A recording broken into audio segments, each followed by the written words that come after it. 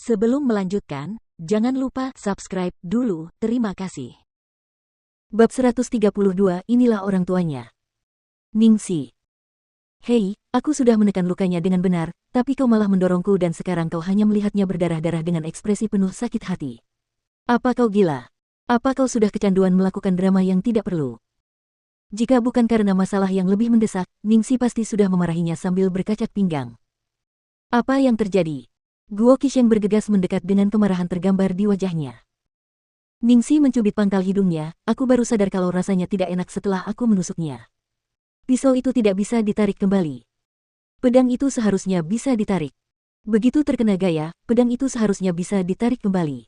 Dia tidak menyangka kecelakaan seperti ini akan terjadi. Guo Qisheng menjadi marah, mana direktur properti? Keluar sekarang. Sudah kubilang berkali-kali untuk memeriksa semuanya dengan benar. Kita tidak boleh membiarkan kecelakaan terjadi. Bagaimana kau bisa melakukan pekerjaanmu? Direktur properti tersandung dan berlari, berkeringat deras, sutradara Guo, semuanya baik-baik saja ketika saya memeriksanya, seharusnya tidak ada masalah. Guo Qisheng menamparnya dengan naskah di tangannya dan berteriak, kalau begitu, ceritakan padaku apa yang baru saja terjadi. Masalah telah terjadi di lokasi syuting sejak awal, kesabarannya hampir mencapai batasnya.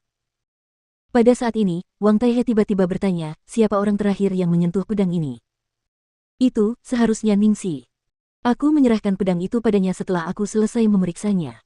Dia memegangnya sepanjang waktu untuk berlatih. Itu salahku, seharusnya aku memeriksanya lagi sebelum syuting dimulai. Sutradara properti terus meminta maaf. Mendengar ini, pupil mata Ningxi mengecil. Dia pasti idiot jika tidak menyadari apa yang sedang terjadi sekarang. Pada saat ini, semua orang yang hadir memiliki ekspresi campur aduk. Guo Qisheng melotot ke arah direktur properti sebelum menatap Ningxi dengan tatapan rumit. Akhirnya, sambil menahan amarahnya, kita bahas ini nanti saja. Kita harus mengirimnya ke rumah sakit dulu. Kunci seluruh lokasi syuting, jangan sampai beritanya tersebar. Di rumah sakit rakyat pertama Beijing. Sementara luka Ning Xueluo dirawat, Su Yan menemaninya masuk. Ningxi berdiri di koridor luar bangsal, punggungnya menempel di dinding rumah sakit yang dingin sementara otaknya terus bekerja. Ning Xueluo pantas disebut sebagai nenek moyang semua bunga yang tidak bersalah. Bahkan rasa kasihannya berada di level berikutnya.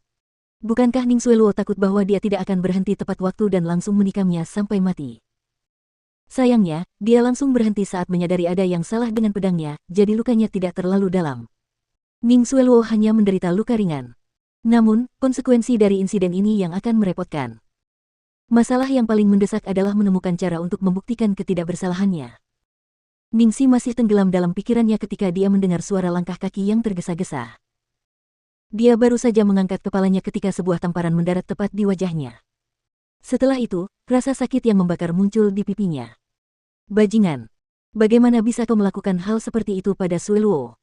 Jika kau punya keluhan, datanglah padaku. Akulah yang membuatnya tetap tinggal di keluarga Ning, akulah yang bersedia memanjakannya dan mencintainya. Apa kesalahan Xueluo? Pendatang baru itu berteriak histeris padanya, sorot matanya seolah-olah dia sedang menatap musuh bebuyutannya. Ningxi menyeka darah di sudut mulutnya sebelum perlahan mengangkat kepalanya. Dia menatap wanita kaya di depannya tanpa bergerak. Mengenakan pakaian yang mewah, berkelas, dialah ibunya. Di belakang Zhuang Lingyu ada ayahnya, Ning Yaohua. Rasa jijik yang sama terpancar di matanya, jika sesuatu terjadi pada Xueluo, aku tidak akan memaafkanmu. Dari dua orang sebelum dia, satu adalah ibu kandungnya dan satu lagi adalah ayah kandungnya. Dari awal hingga akhir, mereka tidak pernah menanyakan keseluruhan cerita.